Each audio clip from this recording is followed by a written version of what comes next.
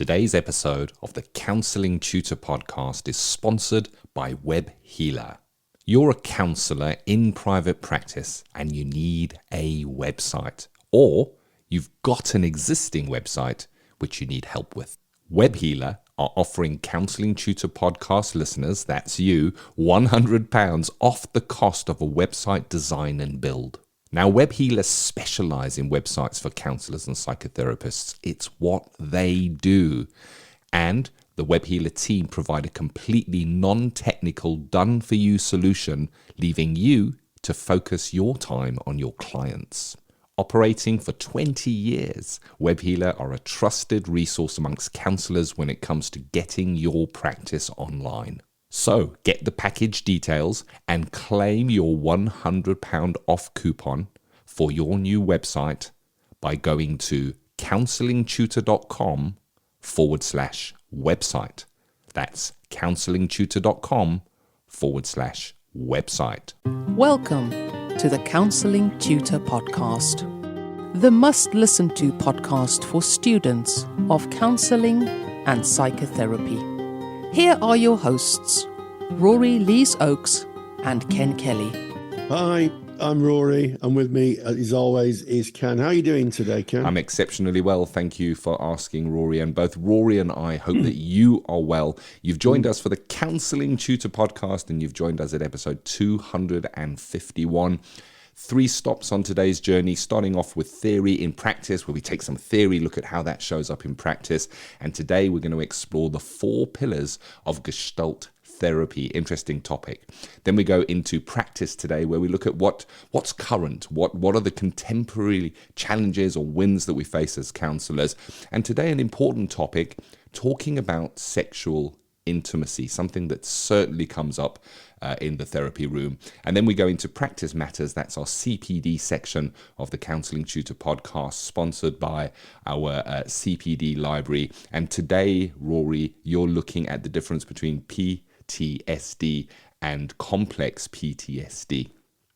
Indeed, I met up with an expert in the field, Lou Liminitz, who's done a fantastic lecture for our counselling study resource library and our CPD resource library on the difference between complex post-traumatic stress and post-traumatic stress. An interesting conversation, Ken. Looking forward to that. So let's dive in with our first topic, theory and practice, the 4 pillars, Rory, of Gestalt therapy. Let's start by kind of outlining what that theory is, and then we can look at how does that come to life in the therapy room. Yes, well, I think that the 4 pillars are 4 theoretical ideas. So if we think of them as a tabletop and the pillars being the legs, it's what holds the tabletop up. It's what holds the theory up. The first one is phenomenology, which, of course, for those people who are studying person-centered therapy, will be quite a familiar term, which, of course, is someone's experience of the world, how the individual views their world. Sometimes can be referred to as lived experience. That's phenomenology. Then we talk about the dialogical relationship, and that is usually the relationship between the therapist and the client. Field theory, that is what's going on around the client, what's happening around the client. And then finally, and I think this is really what kind of makes Gestalt therapy fairly unique, experimentation, where clients are encouraged or supported by the therapist to do experiments and check out if their phenomenological perception is correct or it can be altered. And those are the four pillars, Ken. Yes. And I like phenomenology. I'm going to start there. It's kind of how, what is it? Is Anisanin, I think, is the person of this quote. We see the world not as it is, but as we are. We have our own, I guess, phenomenological way of seeing the world around us and experiencing the world around us. And I think that Gestalt, first of all, recognizes that as one of the pillars. The person, the client that is in front of you has their life and their way that they interact and see the world. And it's about recognizing that, I guess, and welcoming that in therapy. And I guess how we might see this come up is that the client may speak a truth. And it may be that for you as the therapist, that's not your truth. but it is their truth. So there we're seeing it come up, and how might we work with that, Rory? So maybe we hold our own truth, but now a client comes in and brings what is a truth for them in their phenomenological view of the world. How might that impact us as a therapist? It might set something off in us. We might internally go, oh no, that's wrong. It's not like that. It's like this. And I think that's where we can get lost. And I guess the job is being with them in their view of that. It is. It's about, phenomenology is about someone's worldview. And sometimes clients will bring a worldview that, people may find different to their worldview, even, offensive. I mean, they may have a view on certain types of people or certain sexualities, which may not be your view of the world. But I think that if you meet the client where they are, using empathy and curiosity and try to explore what brought them to that and help them to, they're exploring that, then we may get an understanding of how they formed their views. And through the arc of therapy, sometimes people actually change their mind. I think that's an interesting thing. We don't actually go out to change people's minds, but actually once they've said something, once it's out there, you can inspect it in the therapy room. It's like bringing something out of a locked box, isn't it? Yes, you put it on the table and you open it up, and then you both peer into this box, and you both kind of move things about in this box and pick things up and look at them. And part of that therapeutic engagement, I think in any therapy, is about saying, well, what does this mean? What does this mean to you? What feelings does this invoke in you? Or sometimes what thoughts does this invoke in you? And sometimes during that phenomenological inquiry that therapists engage in with their clients, different meanings can be formed. So it may be that the initial meaning of something changes through the arc of therapy. And it's like, I thought it was this, but now I think it's that. Yes. Oh, I love that. That's such a beautiful explanation of that, Rory.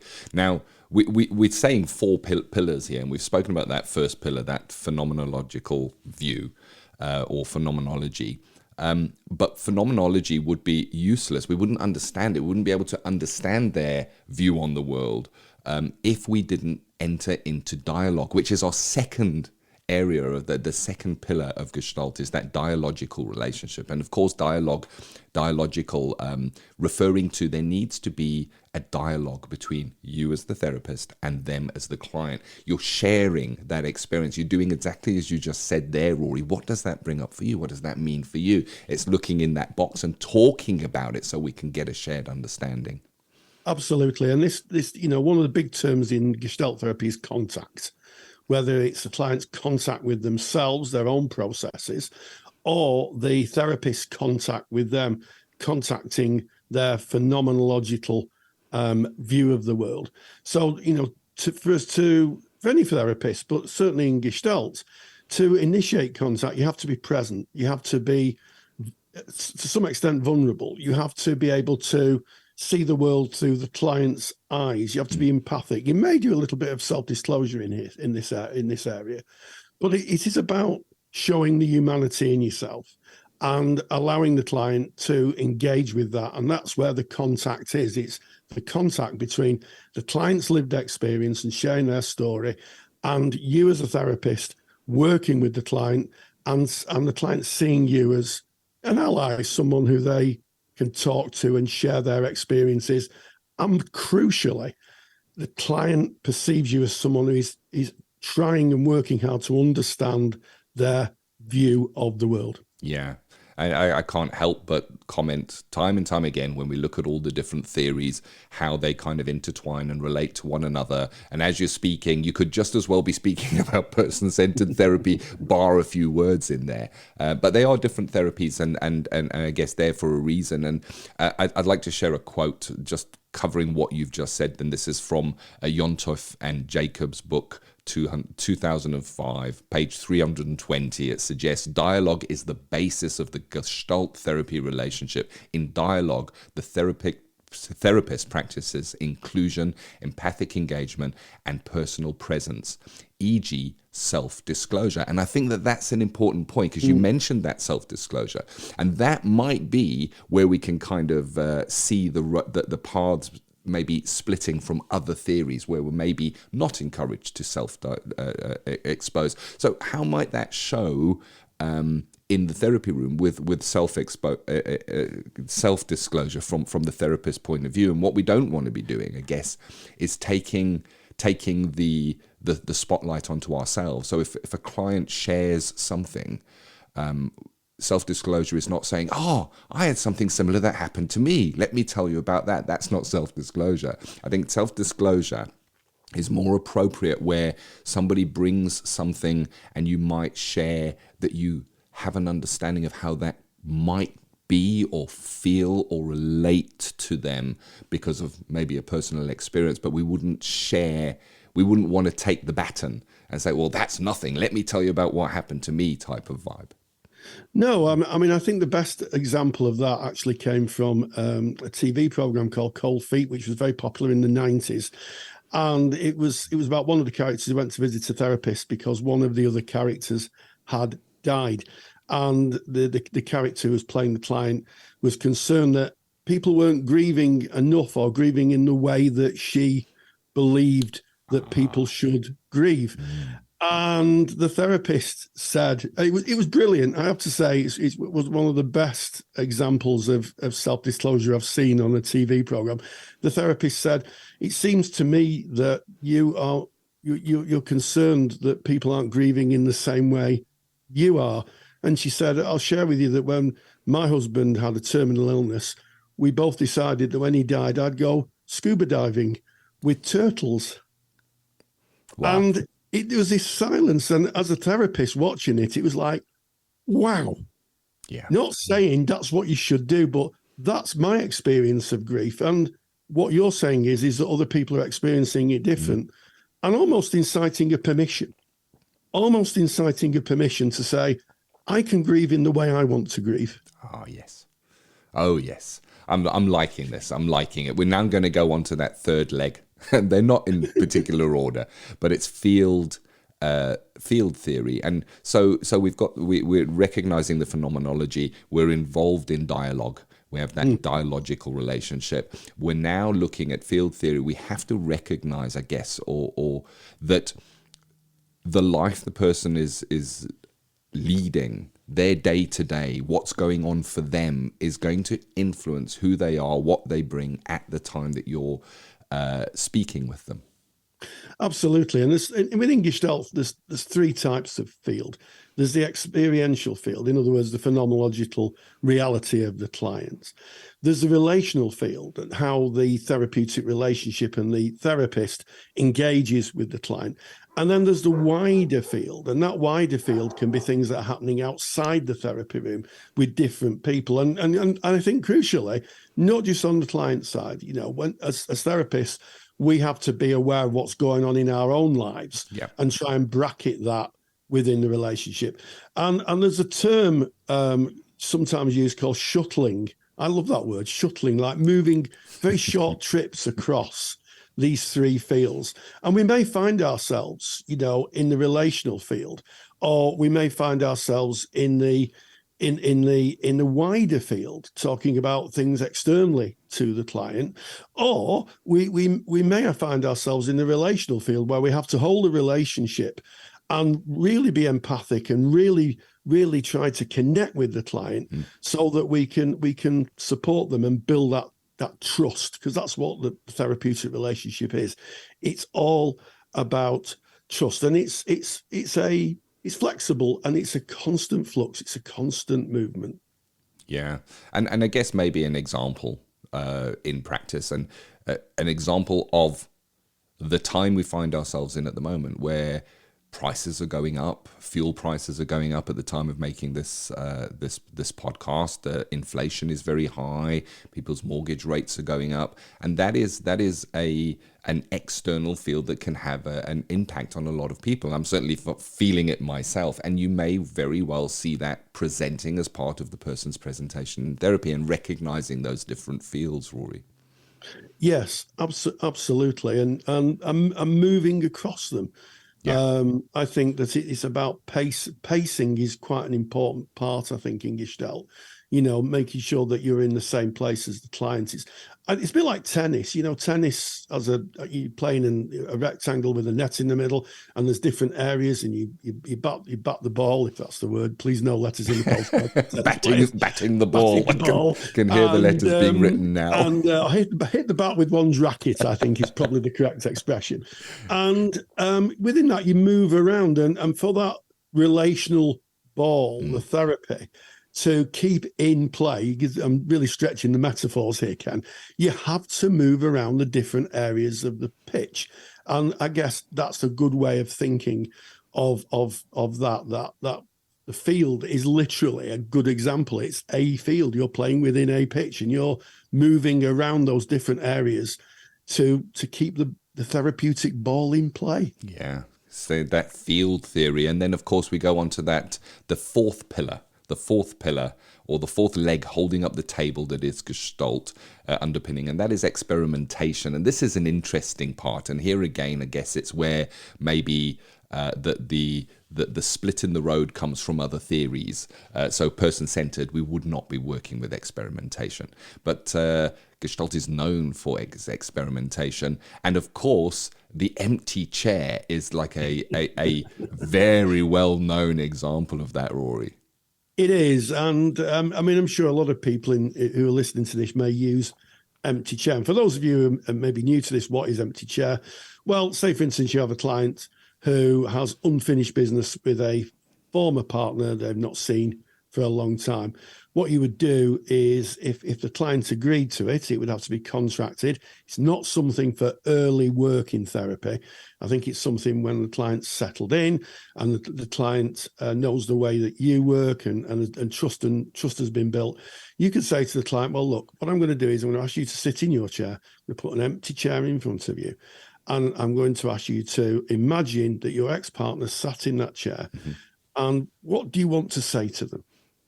And it's a way of allowing someone to speak the unsaid. They can say that to them. And, sometimes, you can interject and say, what do you think he or she may say back to you? And how would you respond to that? And what happens is it's a way of, within Gestalt, it's all about contact, not only with the client and the therapist, but internal contact with oneself, the client making contact with disconnected parts of themselves. And part of that is to form that contact. And it's encouraged. And even you could even say there's a little bit of CBT element in that. It might be someone says, I'm a bit worried about going to a party and standing talking to people, and say, well, why not try it out? Just see how it goes. Come back and tell me how it goes. Yeah.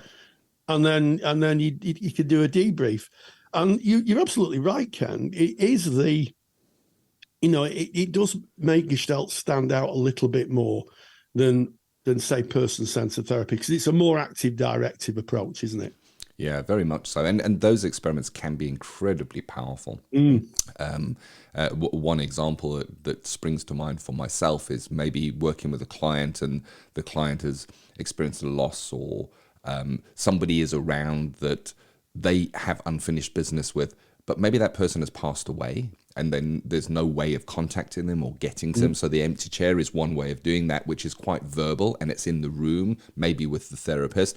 But a private and more, I guess, secluded activity or experiment would be write the person a letter telling them what you might want to tell them. And as the therapist doesn't even need to see the letter, just the process of the client writing what they want to say to this person down on a letter, and then they can burn that letter and send it to that person, or kind of just bring it to completion, which is what Gestalt is about. Gestalt means whole. It's German. It's Gestalt, whole, completion.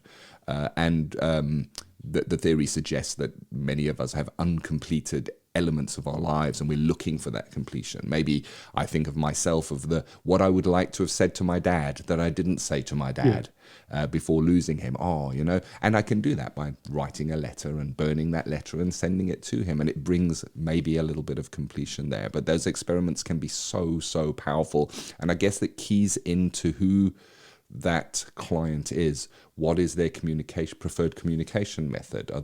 Maybe they don't want to speak verbally, maybe they just want to think about it or experience it. So it's very inclusive, I feel, Rory. It is very inclusive, and I guess one of the reasons that Gestalt therapists take a long time in training is that there's a lot there's lots of moving parts in Gestalt.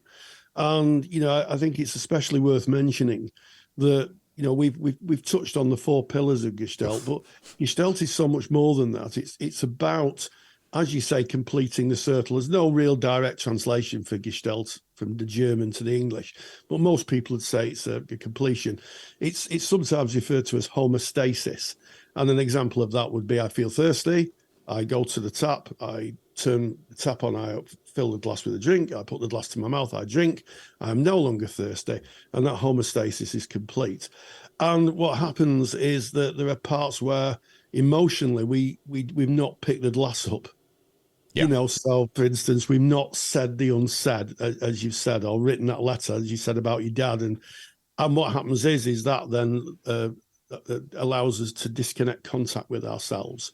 And we're missing parts of ourselves. And the whole point of Gestalt therapy is to connect not just emotionally to ourselves, but physically as well, because the emotional has a physical reaction. Yeah, I like how you said that this is really a one drop in the ocean that is Gestalt therapy. Yes. It is incredibly deep, the theory. And we've created a handout. Rory created one of his super duper handouts for you on the 4 pillars of Gestalt therapy. And you can get that by going to counsellingtutor.com. That is our mother website. Click on the podcast tab. Make your way to episode 251. Right there on that page, you can download your super duper handout on the 4 pillars of Gestalt therapy. So there it is. That is our theory in practice for today. Theory to Practice is proudly sponsored by CounsellingSkillsAcademy.com. I'm Ken Kelly, and I've got a real burning passion for counselling skills. I've built training that takes the doubt out of using counselling skills. You get to see the counselling skills used in real live sessions by a qualified therapist. Full sessions, real material, real counselling skills. To find out more, go to CounsellingSkillsAcademy.com. Moving on to practice today, Rory, guess where we look at what's current, what's contemporary in practice. And I think this is a really important topic, talking about sexual intimacy. Absolutely. This is a topic generated from a question I asked in our Facebook group. I asked what topics people would like to be addressed in the podcast, contemporary topics, and sexual intimacy came up.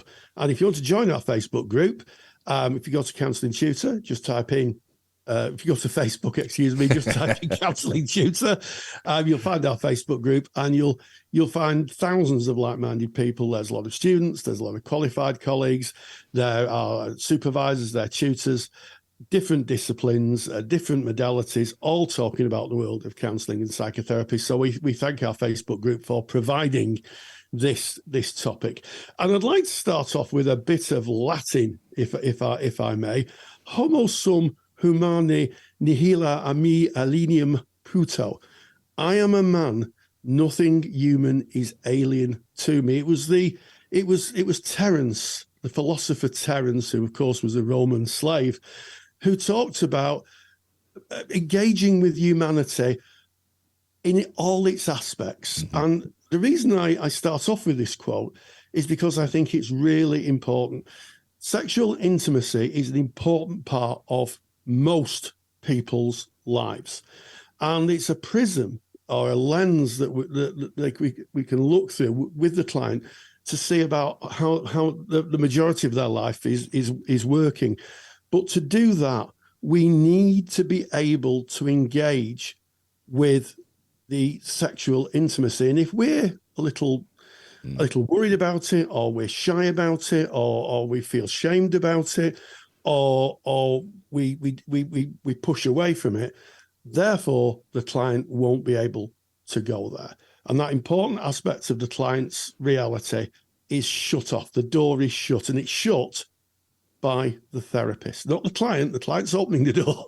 The therapist shut it. So with that in mind, I think training should really focus on how we feel about sex, sexuality, sexual preference, kink, for want of a better word, for those people who like to try something different. So that's the first thing.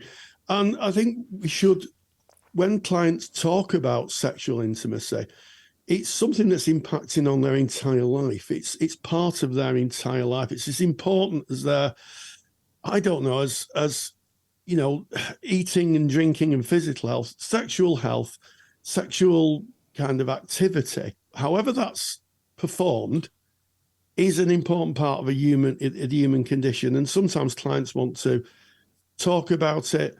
They may go through phases where they're struggling, sexually, erectile dysfunction or vaginal dryness, or it may be that for those who engage in different forms of sexual activity, they're struggling with it. I'm trying to be conscious, because obviously this is a podcast that goes out on a kind of family-friendly platform. But generally speaking, we should engage with it, and we should be able to talk about it and help clients understand what they want and what they hope to achieve sexually. Yeah. I just love how you covered how it is fundamental. It is part of most people's lives, yet it is not part of most social communications. It's sometimes something that is hidden away, something that people might feel shame around, discomfort around the topic, with some. I'm thinking of examples where a child might be approached by the parents who want to speak about the birds and the bees, and the child being terribly embarrassed and going, "Oh no, leave me alone! I don't want to hear about this kind of stuff." It can be a tricky area, and when a client maybe brings something from their intimacy, their life of intimacy into the therapy room, that is immense courage. That is immense courage.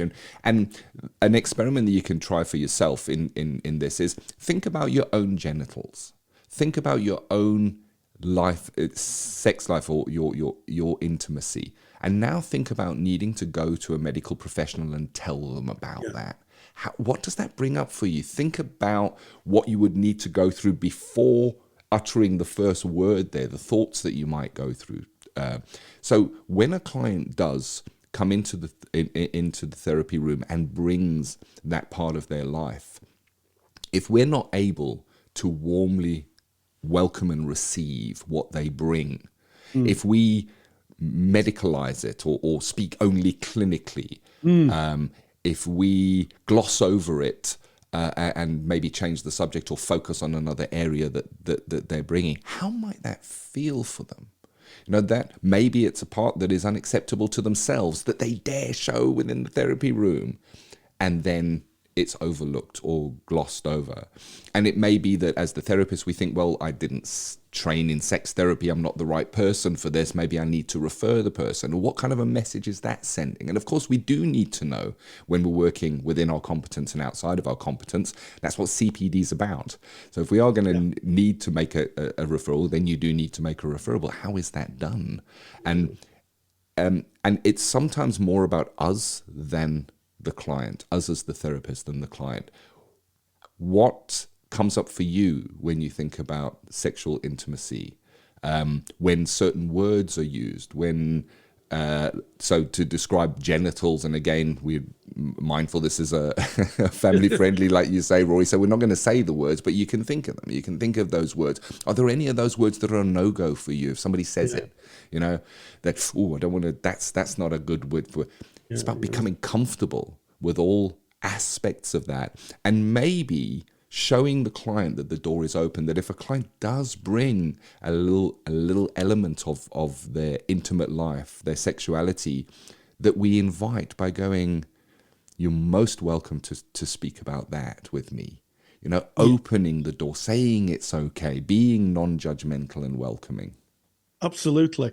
And, you know, one of the things that's sometimes missed, I think, when we're talking about people's sexual preferences is asexuality, where people sometimes have no interest in sex. And we don't want to invalidate people. We don't want to get into the mode of, well, if you're not interested in sex, there must be something wrong with you. I had a colleague who many years ago disclosed to a trainer that she was asexual, and the trainer said, "Oh, well, that's something to do with attachment. There must be something wrong with you." And it wasn't that. It was just that she was on the asexuality spectrum, and as such, she wasn't interested in sex. It wasn't part of her, and we shouldn't invalidate people, and we shouldn't really. You know, we shouldn't really be too surprised when people have different sexual preferences.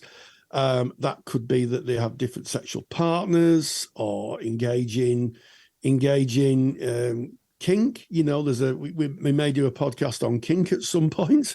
And I think also it's sometimes about when a client, their sexuality is waning, either through a diagnosis, they're ill, or maybe, you know, the menopause. I mean, that is a big thing for women, vaginal dryness and drive and having to do other things instead of maybe penetrative sex.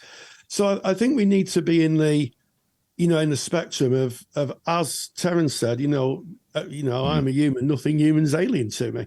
And, you know, if you do feel a little squeamish, and you know, I think I'm going to own this. I've been a little squeamish about talking about this, mainly because of we have a lot of audience listeners who listen in the car and, you know, little ears are around. So we're having to audit ourselves. But if this was a conversation which was amongst adults, or even young people who were showing an interest in sex, therefore we shouldn't be audited. We should talk frankly. We should talk professionally. We should engage. We could even use the language that they use. You know, we wouldn't use clinical language, and engage with it. And I think if you think, well, that's a bit of a tough ask, supervision. Yes. You know, and ask a fundamental question. You know, what embarrasses me? You know, what makes me a little squeamish? And, you know, if that happens, it's okay, but you need to think about, well, how's that going to impact on the client? Very much so. 5 tips on getting comfortable with talking about sex in therapy. The first one is open the door, as we've said, kind of welcome the topic and show an encourager if the client brings that topic in, showing that topic is welcome. Secondly, you can get a framework for talking about sex and sexuality. So if you trained as a sex therapist, you would be working to a framework. And I guess it's about doing some CPD. You don't have to go and train as a full sex therapist, but if you look around and know that frameworks do exist, and it's frameworks to work around and to talk around that make it comfortable. The third one is desensitize your giggles, blushes, and cringes. Yes. And that's about personal development. That's about journaling. Yeah. That's about speaking with peers. That's about going and speaking with your supervisor. It's about really thinking, where are your tripwires? That if a person says, I don't know, they're thinking that they want to have a threesome, and you go, ooh, whoa, and suddenly you're in that no man's land where you go, I don't know what to do here. Whoa. You know, it's a big world out there with people with choice, and it's about being able to be there and know what sets us off. Know when to refer out. Where is that line where you do need to make a referral? We don't want to be prematurely referring out. We want to be able to welcome and, of course, speak and have the discussion and give the platform to speak. But there are times we would need to refer out. And again, CPD is where we kind of learn where those lines sit. And know your blind spots, know the areas that it's more than blushing and giggling for you. So I'm going to use an example here. You may have grown up in a childhood where homosexuality was a sin, and you'd heard that message your whole life. Well, how would that be if a person presented that part of their life in your therapy room? Yeah. Is it a blind spot for you? And if it is a blind spot, where do we go? Back to the CPD. CPD is where we can learn. It's about understanding where our hidden prejudices lie, working through those, taking them into supervision, and I guess expanding our knowledge and our working ability in service of our clients. It's interesting, isn't it, Rory, that so often the work is on self. It is. And I would add one more thing, sexual health. Yes. Certainly if you're working with young people, you need to think about sexual health, use of condoms, use of, contraception. And also if there's, for those colleagues who are working with young people, there is so much pressure on young people nowadays with the rise of internet pornography to get into sexual activities that could be dangerous or, emotionally scarring. That sometimes, and I speak as a former child therapist, I've had to step in a little bit and say to a client, is this what you want? And in some cases, the person said no. And I said, well, everything has to be consensual. And if it's not what you want, then you have a voice to say, no, I don't want to do that. Yeah. And I think that's really important. I'm very pro information that can help people make the right decisions. And I've sadly, in my practice, I've seen a number. I'd say it's mainly young women who have been forced into things that they really didn't want to do, but because it's on the internet. Yeah. So, sexual health is really, really important. Things like chlamydia, get yourself some CPD on chlamydia, which if a young person gets it can have a chronic effect on them because, it can stop them having children. It can affect their health. That's before we go on to hepatitis C, AIDS, venereal disease. It's a really important, really important topic. And don't be afraid that if you feel a little out of your depth on the medical side, and the client is wanting more information, don't be afraid of saying, well, look, shall we make a referral? And maybe you could speak to someone who's got a little more information there. But I am human. Nothing human is alien to me. Engage in sexual intimacy in its entirety is what I would say. Wow. So glad that that question was asked or that topic was raised in the Facebook group. As Rory's already said, get onto Facebook, type in Counselling Tutor, come and join that group and suggest the topics you want to hear in this practice today, where we look at the contemporary challenges, wins, and things that come up in our practices.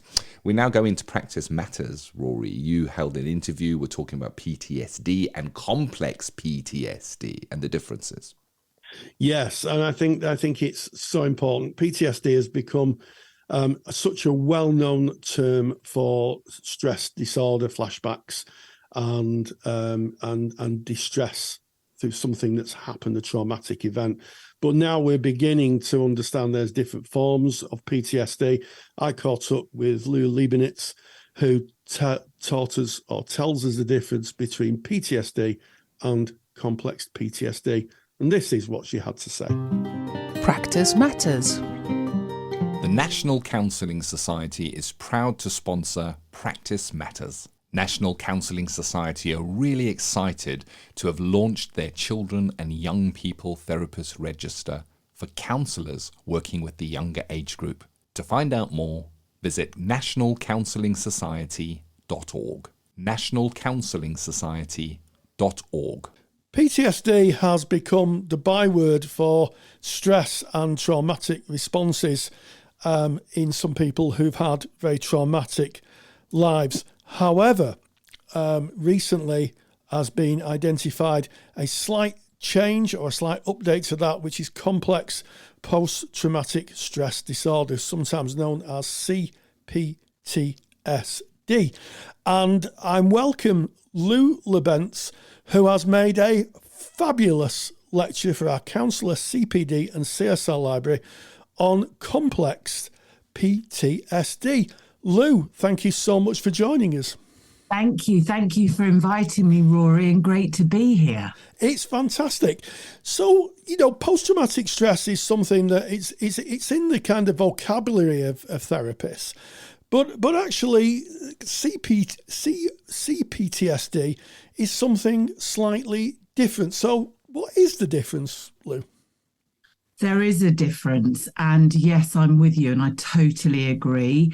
So complex PTSD, which is, just for your information, it's not actually in the DSM-6, the Diagnostic Statistical Manual, but it is in the ICD 11, I believe, which is the International Classification of Diseases. But it's not really that recognized. And I'm not quite sure why. I think we'll probably move on to that. But the difference is that PTSD can be from a single incident trauma.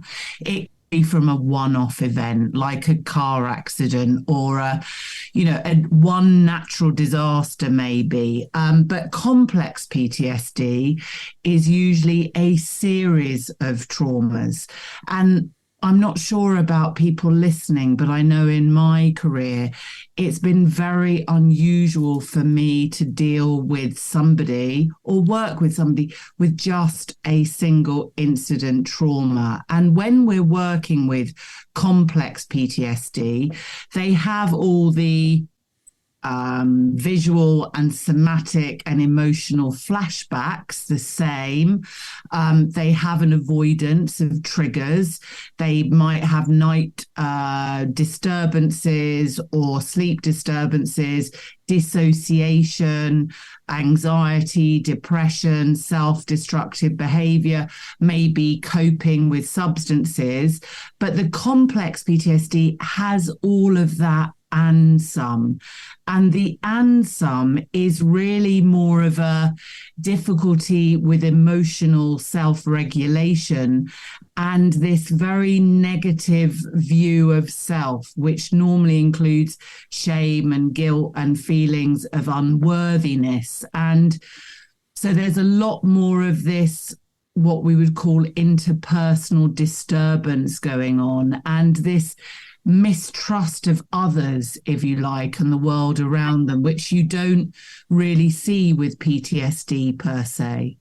Yeah, I mean, I think that's a very interesting distinction. I'd just like to rewind us back to what you were saying about DSM and ICD. So for those listening who may not be aware of those are clinicians' manuals, the kind of things that psychiatrists or psychologists might use to diagnose illnesses or sometimes if I dare use the word, and please don't fill the post bag up, mental illnesses, which isn't a very popular phrase to use nowadays. And it appears in the International Classification of Diseases, but not in the American manuals, which is Diagnostic Statistical Manuals. Now, to rewind us on, I think it's a very interesting distinction you make between the fact that PTSD is a single event, car crash, or might be someone who suffered trauma in war being shot at or something like that. Yeah. Difficult and traumatic as those are, complex PTSD seems to be a accumulation of traumatic events which impact on the individual. And I guess we would see that in the therapy room by clients maybe blaming themselves for their own trauma or blaming themselves for allowing abuse or traumatic experiences to happen to them. Would that be a good summary or a useful summary? I would say that's a really useful summary. Yes, Rory, because there's a lot of self-blame and self-condemnation. And I find often with complex PTSD, those several events or of a long-term basis of trauma is very often rooted in childhood. And as we all know, and everybody listening knows, that our self-image starts to be developed in childhood. So if we have attachment disruptions or we have developmental traumas in our early years, then the view that we have of ourselves and the beliefs that we form about ourselves and the world are always what we call limiting or faulty schemas or cognitions about self. And usually, as we know too, children always blame themselves for whatever is happening around them and for whatever the adults do.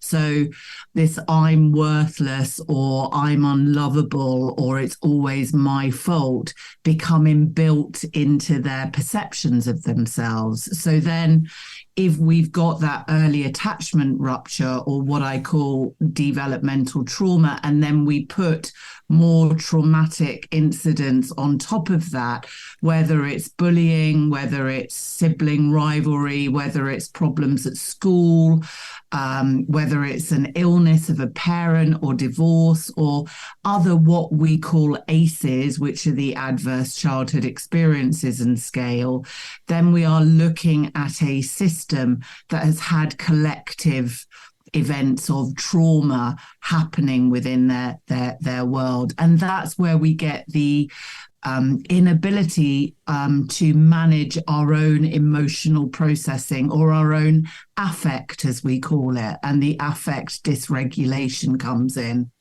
Yes, and I guess that this speaks to attachment and attachment styles, and I'm sure that, you know, when we think of a particular difficult attachment style, that would be disorganized attachment, which I'm sure, certainly in my experience, has been a byproduct of CPTSD. Yes, and which comes first? So in my mind, if a baby isn't soothed and regulated and scaffolded up against another human being's safe and regulated nervous system, particularly we know in the first 18 months, but 3 years, then that is not a solid attachment or base of security, as Bowlby would say, is it? For somebody then to feel regulated, because actually the primary caregivers are the external psychobiological regulator of a child's nervous system. And if that nervous system is disrupted, there's too much stress, there's too much adrenaline, there's too much cortisol, and they aren't able then to learn how to self-soothe or self-regulate. And then, in my opinion, everything else then comes on top.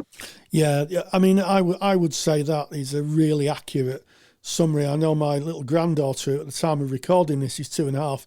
If she gets upset, she will hold my hand and I act as her co-regulator and regulator, soothe her words, and she keeps resets and she's okay in the world. You know, if she stays with us and she sees monsters, which sometimes happens, just hold her hand and say, there's no monsters, it's fine. And then she will drop off back to sleep again. So I guess it begs the question, Lou, what is the therapist's role when working with somebody with CPTSD? Is there a co-regulation element to the therapist's role? Well, I think, Rory, that there's a co-regulation element to all of it. In fact, I think that's our main role and main job. We are the external, scaffold to somebody else's nervous system as they drop into what I would call hypo and hyper arousal states. We are this very secure ventral vagal regulated within hopefully our own nervous system that can help bring them back up or bring them down or bring them into a window of tolerance. And I hope we do that most of the time, most of us, through this lens of being attuned and calm and non-judgmental and empathic, and understanding that all feelings are acceptable within the therapy counselling room, and we help them to learn how to manage those feelings and tolerate, as DBT would say, that distress tolerance within their own system. And to me, that's our primary role, really. I would totally agree. And when we talk about the ventral vagal system, what we're talking about is our own ability to regulate ourselves. And then by regulating ourselves and being calm and allowing and inciting the permission that all feelings are welcome within therapy, that the client can explore those feelings in a safe but contained environment. And of course, that relies on us being okay too. Absolutely. You know, I always say we can only swim as deep into the waters as we're willing to go ourselves. And the more work we do in this field on ourselves, and the more able we are to tolerate distress within our own neurobiological system, the greater ability we have to stay with whatever it is we're confronted with in the counselling room. Yes, and I think this has been brought up in research, and there's lots of research that cites the fact the relationship is one of the primary ingredients of positive outcomes in therapy. I'm thinking of the work of John Norcross at Scranton University and Common Factors, and even as far back as Sol Rosenwag, who talked about the dodo bird effect in the early 1900s. And I think it's an interesting place to be as a therapist, to offer that co-regulation. And I guess it strongly depends on who we are. I think that having your own therapy and engaging in your own therapy is a really important factor in that, to be able to understand ourselves in the service of others. I do too. And I know that over the last I've done this for about 2 decades now. So I've done quite a lot of different types of therapy and healing and work on myself.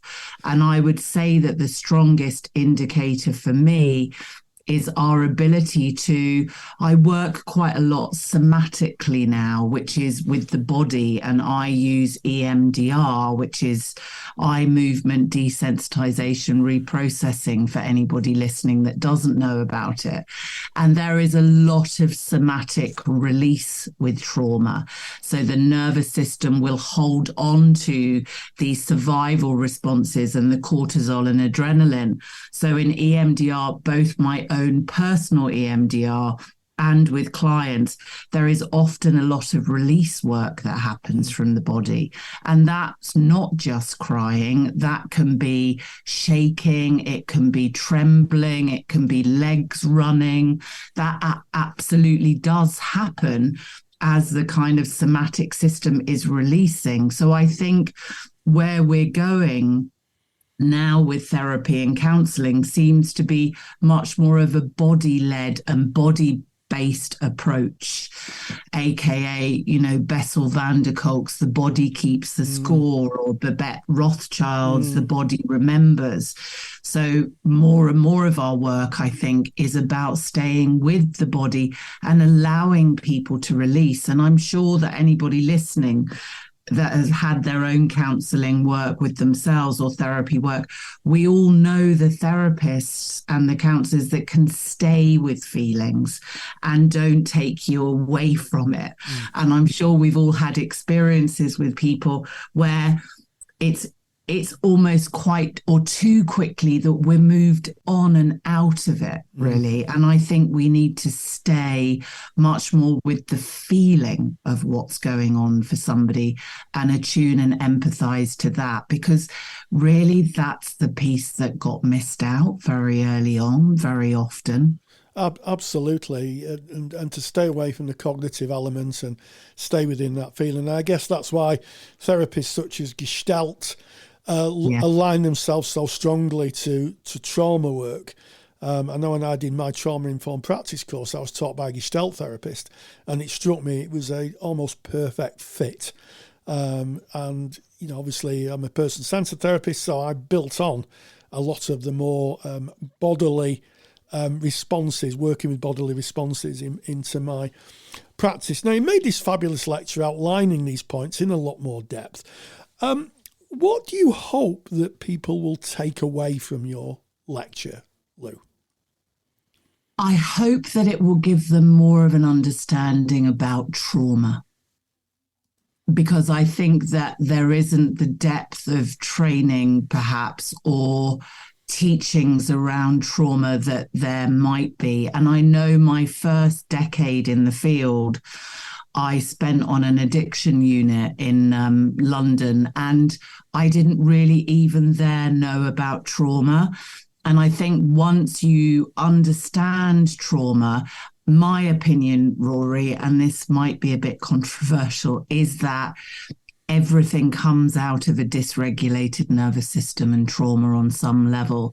So whatever label or diagnosis or even disorder, which I don't like the word disorder, comes from us not being able to regulate ourselves in some way. And to me, that is an element of trauma, whether it's PTSD, complex PTSD, developmental attachment trauma, or just the collective trauma and the society that we grow up in, or the intergenerational elements that we're around. And I think if we could have a mindset that maybe a lot of what we're seeing comes in an element from trauma or chronic stress, even if we don't like the word trauma, then I think that we're working with the cause rather than the symptom. And that's what I'm very keen on getting across to people. Well, I think that's an excellent summary. The lecture, The Difference Between PTSD and Complex PTSD, is available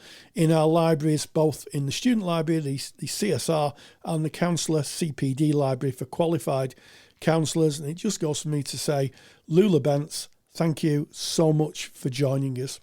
Big thank you to Lou. Big thank you to you, Rory, as always, for finding the guests and bringing in the good topics. And of course, there is, as mentioned, a lecture. Lou did a lecture for us, The Difference Between PTSD and Complex PTSD. It is available in our Counsellor CPD library. If you're a member, you can log in and enjoy that. But it is such an important topic. I think it's been made available for us in our student resource library as well, in the CPD section there. So if you're a member, you can log in and get that full lecture. If you're not a member of our CPD library, just go to counsellingtutor.com. All the information is right there on the homepage. This has been episode 251 of the Counselling Tutor Podcast. Yes, we started with theory and practice, and we explored the 4 pillars of Gestalt. We scratched the surface of Gestalt therapy and looked at the 4 pillars, the underpinning theories. In practice today, we talked about sexual intimacy and how to engage with clients who bring their sexual lives and their sexual appetites, for want of a better word, into the room. And then finally, we caught up with Lou Leibniz, who taught us about the difference between post-traumatic stress disorder and complex post-traumatic stress disorder. And as always, stay grounded and stay safe. If you're a qualified counsellor or psychotherapist, then why not check out the Counsellor CPD library? Stay current with your CPD requirements with over 150 hours of academically rigorous, on-demand lectures you can stream to your device. Joining Counsellor CPD will expand your skill set to create a more specialised, highly rewarding practice. For more information on the Counsellor CPD library, visit counsellingtutor.com. Thank you for listening to the Counselling Tutor Podcast. Find the show notes for this episode on our website at www.counsellingtutor.com.